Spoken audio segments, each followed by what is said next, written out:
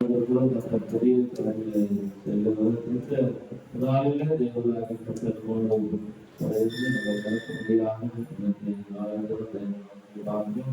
இன்றைக்கு உலக லட்சத்தின் சொல்லிய மாதத்திலே முதல் நாள் 5வது மாதத்திற்கு விடுதலாய் வந்திருக்கிறார். அதற்காக தேவனுக்கு நன்றி செலுத்துகிறோம். அல்லேலூயா, அல்லேலூயா.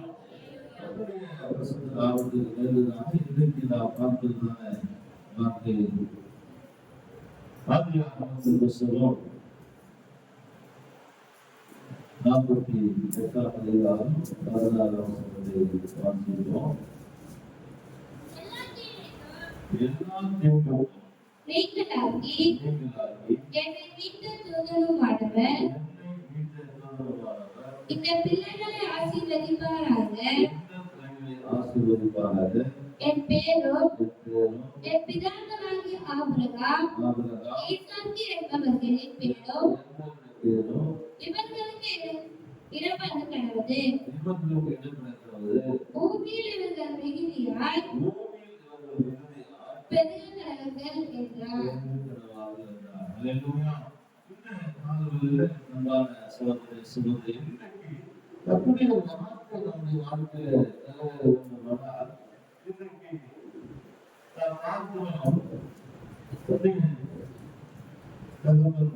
ஆசீர்வதித்த சூழ்நிலை பார்க்கணும்.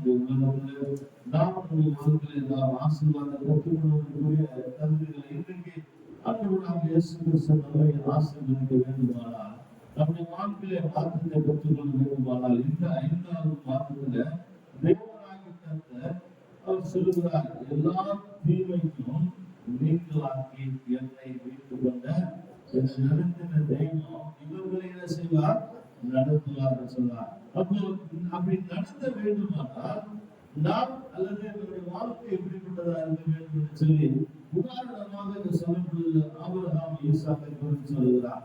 அந்த ஆபிரகாமின் தெய்வம் ஈசாக்கு தெய்வம் என்று சொல்லப்படுவது இங்கே சொல்லப்படுகிறது. அதே பார்த்தீங்கன்னு சொன்னா 22ஆம் வசனத்தை வாசிங்க.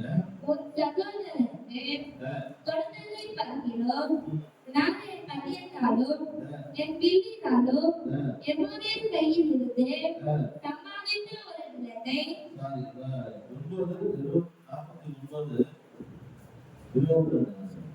யோசேப்பு கடிதலும் சரி அவன் நீருற்ற கையிலுள்ள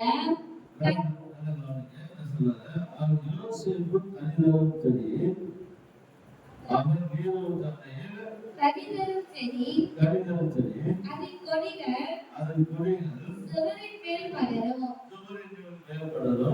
வில்வீரர் அவனை மனமருவாக்கி அவன் மேல் எய்து அவனை பகைத்தார்கள். ஆனாலும் அவனுடைய மேல் உறுதியாய் நின்றது. அவன் புயங்கள் யாக்கோபுடைய வல்லவரின் கரங்களால் பலத்தன. இதனால் அவன் மேய்ப்பதோ இஸ்ரவேலின் கற்பனையும் காணார். யோசேப்பு எப்படிப்பட்ட மனுஷனாய் காணப்பட்டார்? அவர் அதிகமும் அவரை மனமடைய செய்தார்கள். ஆனாலும் மனமடை செய்ய முடியவில்லை. மனமடை செய்ய நினைத்தார்கள். ஆனாலும் மனமடை செய்ய முடியவில்லை. ஏன் சொன்னால், யோசேப்பு தன் தேவனோடு உறவாடி கொண்டிருந்தார். தன் தேவனுக்குள்ளாக வாழ்ந்து கொண்டிருந்தார். தன் தேவனை அவர் பக்கபலமா வைத்திருந்தபடினால யோசேப்பு எந்த சூழ்நிலையிலும் அவர் என்ன பண்ணவில்லை, அவர் மனமடைய போகவில்லை. அவருடைய கர்த்தர்களை பாதுகாக்கிறார். இந்த 5வது மாதத்துல சூழ்நிலைகள் நம்மை பார்த்து பேசிக் கொண்டிருக்கிறது. உலகம் நம்மை பார்த்து பேசிக் கொண்டிருக்கிறது. சூழ்நிலை நமக்கு முன்பதாய் இருக்கிற சூழ்நிலைகள் யோசேப்புக்கு முன்பதாய் நின்று கொண்டிருந்த அந்த சூழ்நிலை நடந்ததை நாம் என்ன கவனித்து பாருங்க. யோசேப்புக்கு முன்பதாய் நடந்த சூழ்நிலையை நாம் இப்போது நமக்கு முன்பதாய் கொண்டு வர வேண்டும் சொன்னால், யோசேப்பு அதை எல்லாவற்றையும் கடந்து சென்றார். இன்னைக்கு அதை நாம் கடக்க வேண்டும். நமக்கு முன்பதாக யோசேப்பு இருக்கிற இருக்கிறார். அப்ப யோசேப்பு தன் தேவனாகிய கர்த்தரை அவர் பற்றி கொண்டபடினால, அவர் சார்ந்து கொண்டபடினால, அவனோடு இருந்தபடினாலதான் இவர்கள் அத்தனையும் மேற்கொள்ளக்கூடிய ஒரு பலனை கர்த்தர் தந்தார். அல்லேலூயா. ரெண்டு விதமான காரியங்களை பார்க்கிறோம். யோசேப்பு பலனை தந்தார், இரண்டாவது யோசேப்புக்கு தேவன் ஆலோசனை தந்தார். அல்லேலூயா. ஆலோசனை தந்ததுனாலதான் தேவன் அவரோடு இருக்கிறதை ஜனங்கள் அறியும்படியா செய்தார். இந்த காலங்களில் கேட்டுக்கொண்டிருக்கிற எனக்கு அன்பான சகோதரனே, சகோதரி, நீங்களும் நானும் நாம் இந்த காலங்களில் நமக்கு முன்பதாய் இருக்கிற இந்த வருடத்துடைய 5வது மாதத்தை நினைத்து பார்க்கும்போது நமக்கு முன்பதாய் என்ன இருக்குதுன்னு தெரியாது, என்ன நடக்க போகுதுன்னு தெரியாது. ஆனா அவைகள் அத்தனையும் மேற்கொள்ளக்கூடிய அதிகாரங்களும் அவைகள் அத்தனையும் நாம் மேற்கொள்ளக்கூடிய பலனையும் கர்த்தர் நமக்கு தருவார். அல்லேலூயா. அப்படி தர வேண்டுமானால் நாம் தேவனோடு இருந்தால் மாத்திரம்தான், நாம் தேவனோடு இருந்தால் மாத்திரம்தான் வெற்றியை பெற்றுக் கொள்ள முடியும், சுகத்தை பெற்றுக் கொள்ள முடியும், நன்மையை பெற்றுக் கொள்ள முடியும், ஆசீர்வாதத்தை பெற்றுக் கொள்ள முடியும். நம்முடைய வாழ்க்கையிலே முன்னேறக்கூடாத இருக்கிற சூழ்நிலையை கர்த்தர் மாற்ற வேண்டுமானால் நாம் யாரோடு கூட இருக்கிறோம்? உலகத்தோடு, உலகத்தின் உதவிகளோடு அல்ல, நாம் தேவனோடு, தேவனுடைய வார்த்தைக்குள்ளாக இருந்தோமானால் அந்த வார்த்தை ஒரு வாழ்க்கையில் நம்முடைய வாழ்க்கையில் இருக்கும்போது அந்த வார்த்தை உனக்கு என்ன செய்யும் தெரியுமா? போகிற வழியில உனக்கு முன்பதாய் கடந்து போய் வானலானவைகள் என்ன செய்யும்? செவ்வையாய் மாற்றும். அந்த வார்த்தை வாழ்க்கையில விலையில்லாத நேரத்துல பலப்படுத்த தூசணம் எல்லாவற்றையும் செய்யறதுக்கு பலனில்லை. அப்ப இந்த வார்த்தையுடைய வாழ்க்கையில இருக்கும் யோசிப்போடு இருந்ததான அந்த தெய்வம் இன்னைக்கு நம்மோடு இருக்க வேண்டுமானால் நம்முடைய வாழ்க்கையில நாம் தேவனுக்கு கனி கொடுக்கிறவர்களாக காணப்பட வேண்டும். கர்த்தருடைய வார்த்தை சொல்வது எல்லா தீமைக்கு, எல்லா தீங்களுக்கும் என்னை மீட்டெடுத்த தேவனாகிய கர்த்தர் இன்றைக்கு உண்மையிலே ஒரு குடும்பத்தை ஆசீர்வதிக்க வேண்டும் என்று விரும்புகிறார் என்று சொன்னால் அவர் சொல்லுகிறார், மிகவும் பெருகத்தக்கதான காரியத்தை இந்த 5வது மாதத்தில் கர்த்தர் செய்ய போகிறார். அல்லேலூயா. அந்த பெருக்கத்துக்கு போவதற்கு நம்முடைய வாழ்க்கையில எப்படிப்பட்டதாக காணப்பட வேண்டும் என்று சொன்னால் முதலாவது நாம் பார்க்கிறோம் ஆதியாகமம் புத்தகம் 26ஆம் அதிகாரம் 4ஆம் வசனத்தை வாசிங்க. ஆதியாகமம் 26. ஆபிரகாம் என் சொல்லுக்கு கீழ்ப்படிந்து என் விதிகளையும் என் கற்பனைகளையும் என் நியமங்களையும் என் பிரமாணங்களையும் கைக்கொண்டபடியினால் நான் உன் சந்ததியை வானத்தின் நட்சத்திரங்களைப் போல பெருக பண்ணி உன் சந்ததிக்கு யாவையும் தருவேன். அப்போ முதலாவது கர்த்தருடைய வார்த்தை சொல்லுகிறார், எல்லா தீங்குக்கும் நீங்களாகி என்னை மீட்ட தூதனானவர் இந்த பிள்ளைகளை என்ன பண்ணுவார்?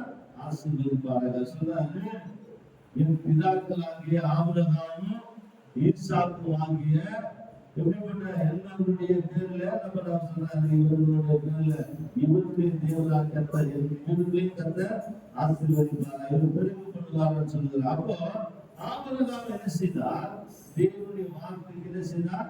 கீழ்ப்படிந்தார். அப்ப தேவனுடைய வார்த்தைக்கு கீழ்ப்படியும் போது பெருக்கத்துக்குரிய இங்க சொல்லுகிறார், மிகவும் என்ன பண்ணுவார்? பெருக பண்ணுவார். அப்ப மிகவும் பெருகப்படுவதற்கு பூமியிலே இவர்கள் மிகவும் பெருகி இருப்பார்கள் என்று சொன்னால் உங்களையும் எதையும் அந்த வார்த்தை பார்த்து சொல்லி வந்தபோது இந்த வார்த்தை கேட்டுக் கொண்டிருக்கிற எனக்கு அன்பான சகோதரனே, சகோதரி, இந்த 5வது மாதத்துல கர்த்தர் உங்களை பெருக்கத்துக்குள்ள கொண்டு போக வேண்டுமானால், நம்மை பெருக்கத்துக்குள்ள கொண்டு போக வேண்டுமானால் நாம் ஆபிரகாம் தேவனுடைய வார்த்தைக்கு கீழ்ப்படிகிற சூழ்நிலை நாம் பார்க்கிறோம். யோசேப்பு கனிதோறும் திராட்சை செடியா இருப்பதற்கு காரணம் யோசேப்பு வந்த சூழ்நிலையை, யோசேப்பு ஒரு நாள் சூழ்நிலையை பார்த்து பயந்து போகவில்லை, சூழ்நிலையை பார்த்து அவர் ஒரு நாளும் அதற்கு கீழ்ப்படியவில்லை. ஆனா சூழ்நிலையை அவர் மேற்கொள்ளக்கூடிய ஒரு அதிகாரத்தை உடையவராக காணப்பட்டார். இன்றைக்கு ஏன் அது காணப்பட்டார்? இயேசு அவரோடு இருந்ததுனால அவர் அதை மேற்கொள்ளக்கூடிய ஒரு அதிகாரத்தை உடைத்திருந்தார். இன்றைக்கு நீங்களும் நானும் தேவனுடைய வார்த்தை கேட்டுக் கொண்டிருந்த எனக்கு அன்பான சகோதரனே, சகோதரி, இந்த காலங்களில கர்த்தருடைய வார்த்தை கேட்கிறவர்களாய் அல்ல, அந்த வார்த்தைக்கு நாம் நம்மை மாற்றிக் கொள்ளப்படும் போதுதான் அந்த வார்த்தை நமக்கு என்ன செய்யும்?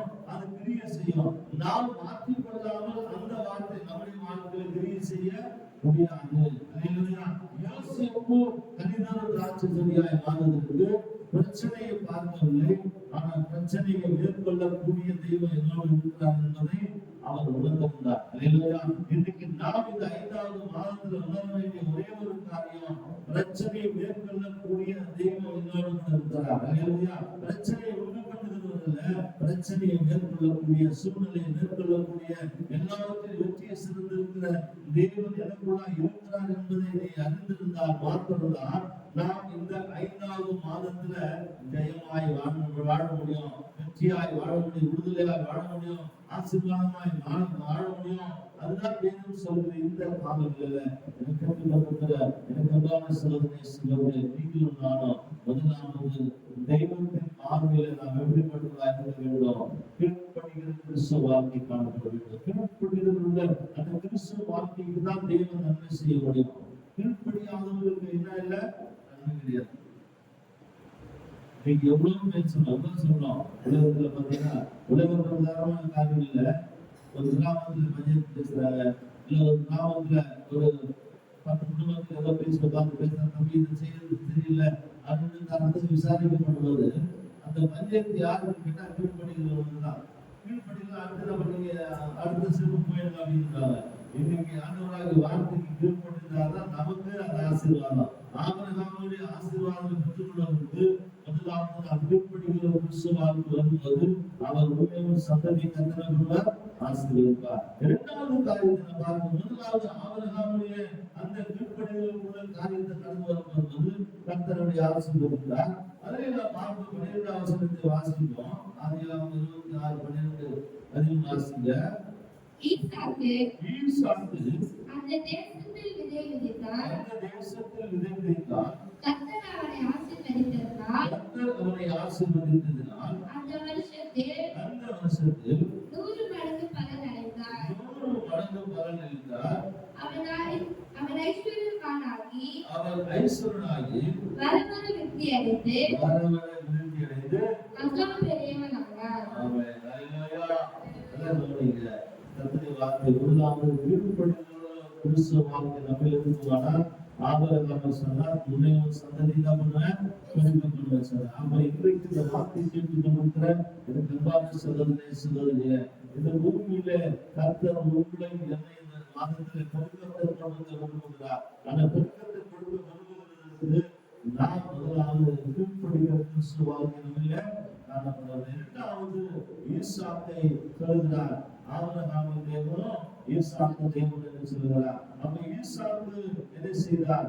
தேவனுடைய சமூகத்திலே பார்க்கும் விதை விதைத்தார்.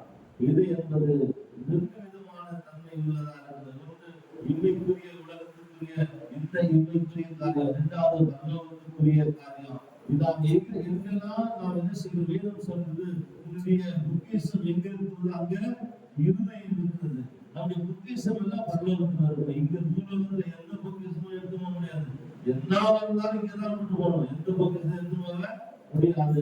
அப்ப சொல்றாரு, இந்த ஏழைகளுக்கு எதை செய்தி அது எனக்கு செய்தீர்கள். இந்த மனிதனுக்கு என்ன விசாரிக்க வந்தீங்க, என்ன பார்க்க வந்தீங்க, எனக்கு உடனே கொடுத்தீங்க, இதெல்லாம் சொல்றாரு. இதெல்லாம் செய்யறதெல்லாம் செய்தோம்னா கர்த்தரைகளை கொடுத்துக்கிறோம். அப்ப ஈசாக்கு இதெல்லாம் செய்தார். அப்ப நாம் இந்த நாளில ஈசாக்கு விதை விதைத்தா கர்த்தர் அவனை என்ன பண்ணா ஆசீர்வதித்தார். உங்களையும் என்னை கர்த்தர் இந்த மாதத்துல ஆசீர்வதிக்க வேண்டுமானால் நீங்களும் நானும் உதாரணத்துக்கு குணமுள்ளவர்களாய் மாறணும். உதாரணத்துக்கு குணமுள்ள ஆத்மா என்ன செய்யும்? செபிக்கணும். அப்ப உதாரணத்துக்கு குணமுள்ளவர்களாய் நாம் மாறுவதுதான் கர்த்தருடைய வாழ்க்கையை மாற்றத்துக்கு கொண்டுவார். ஆபிரகாமை கர்த்தர் ஆசீர்வதித்தது காரணம் கீழ்ப்படினார். இங்கே ஈசாக்கு உதாரணத்துக்கு குணமுள்ள மனுஷனாய் மாறும்போது அவன் வர விருத்தி எடுத்து மகா பெரியவனானால் கர்த்தரனை ஆசீர்வாதமாக்கினார். இந்த இம்மைக்குரிய வாழ்க்கையை மாத்திரமல்ல, பரலோகத்துக்குரிய வாழ்க்கையை சொல்லப்படுகிறது. பரலோகத்துக்குரிய வார்த்தை என்ன சொல்லப்படுகிறது? நான் வியாதியா இருந்தேன், விசாரித்தீர்களா? நான் ஏதாவது பட்டினியா இருந்தேன், எனக்கு ஆதாரம் கொடுத்தீங்களா என்று சொல்லி கேட்கிறார். நாம் இந்த பூலோகத்துல எதெல்லாம் நன்மையானதை எதை செய்கிறோம், இந்த உலகத்துல மனுஷர்களுக்கு செய்கிறது தேவனுக்கு பிரியமாய் செய்தோமானால் அது நாம் விதைக்கிற விதைக்கு சமமாய் காணப்படுகிறது. நாம் விதைக்கிற இந்த விதை ஒரு நாள் உலகத்துல பரலோகத்தை விட்டு நாம் பரலோகத்துக்கு போகணும். அப்போது நாம் நம்முடைய பொக்கிஷத்தை காண முடியும். அல்லேலூயா. அதற்காகத்தான் இன்றைக்கு இந்த காலவெளியில அன்பான சகோதரனே,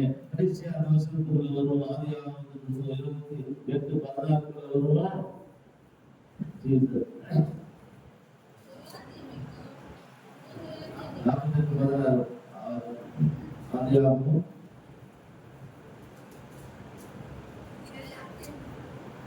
எல்லா தீமைக்கும் நீங்களாக்கி என்னை மீட்டு தூதனுமானவர்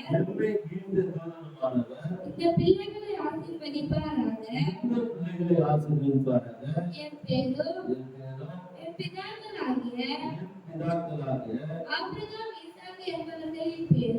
ஆபிரகாம் ஈசாக்கு என்பவர்களின் பேரும் இவர்களுக்கு இடம்பெற கடவுது. பூமியில் இருந்த மிகுதியாய் பெருக கடவர்கள் என்றார்.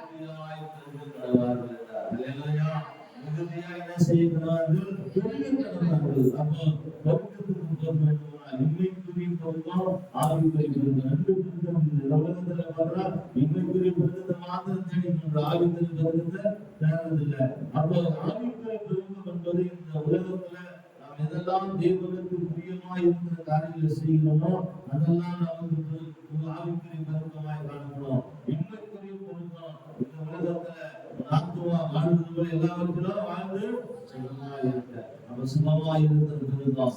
ஆவிக்குரிய பெருக்கம் ரெண்டு பெருக்கத்துகளை நாம் போக வேண்டுமானால் ஆபிரகாம் தேவனுடைய வார்த்தைக்கு கீழ்ப்படிந்தார். ஈசாக்கு அந்த தேசத்தில் விதைத்தார். கர்த்தர் அவரை என்ன செய்தார்? 3 மடங்கு கர்த்தர் பலன் தந்தார். இன்றைக்கு இந்த 5வது மாதத்துல 2 மனிதர்களுடைய வாழ்க்கையை தர வேண்டுமானால் நீங்க கீழ்ப்படியணும். கர்த்தருடைய வார்த்தைக்கு கீழ்ப்படிந்து பெருகும்போது இந்த உண்மைக்குரிய வாழ்க்கை சொல்றாரு, உன் சந்ததியை எல்லா பாடத்தில பெருக்கப்படுவேன். ஈசாக்கு விதைத்தார். கர்த்தரை 3 மடங்கு ஆசீர்வதித்தார். இன்றைக்கு உண்மை என்னையும் கர்த்தர் இந்த பெருக்கத்துக்குள்ள வார்த்தை கேட்டு கொண்டிருந்த பிள்ளைகளுக்கு பெருக்கத்தை தர விரும்புகிறார். விசுவாசிகள் எல்லாரும் எழுந்து ஆண்டுடைய சமூகத்தில் சொல்லுவோம், ஆண்டவரே இன்றைக்கு இந்த வார்த்தை கேட்டு நாங்கள் இந்த வாழ்க்கையில நாங்கள் இந்த பூமியில வாழும் நாட்கள் மாத்திரமல்ல, நாங்கள் மரணத்தில் வருகிற நாட்களிலும் நாங்கள் ஒரு சமூகத்தில் இருப்பதற்கு தகுதியுள்ளவர்களாக இருக்க வேண்டுமானால் இன்றைக்கு இந்த உலகத்தில் நாம் தேவனுக்கு பிரியமான காரியங்களாக நம்மை நாமே உருவசை மாற்றிக்கொள்ளும். ஆண்டுடைய சமூகத்துல எல்லாரும் எழுந்து ஆண்டுடைய சமூகத்தில் கேட்போம்.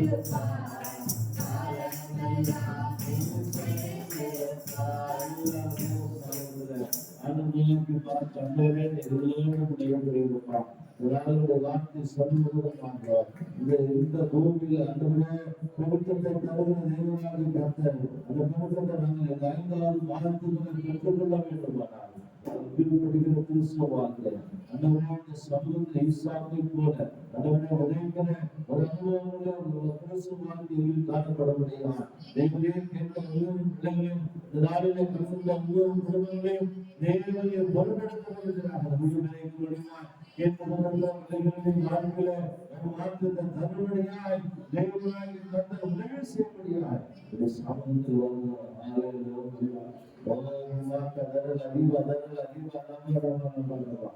எங்களை அதிகமாக நேசிக்கிற பிதாவே நாளில் தாத்தை பார்த்து கேட்கப்படுகிறோம் பயனடி சொல்கிறோம் தனிப்பட்ட குடும்பங்களுக்கு ஆண்டவரே இந்த நாளை ஒளிபரப்பு மூலமாக கேட்கப்படுகிறது தேவன் கருத்துக்குள்ள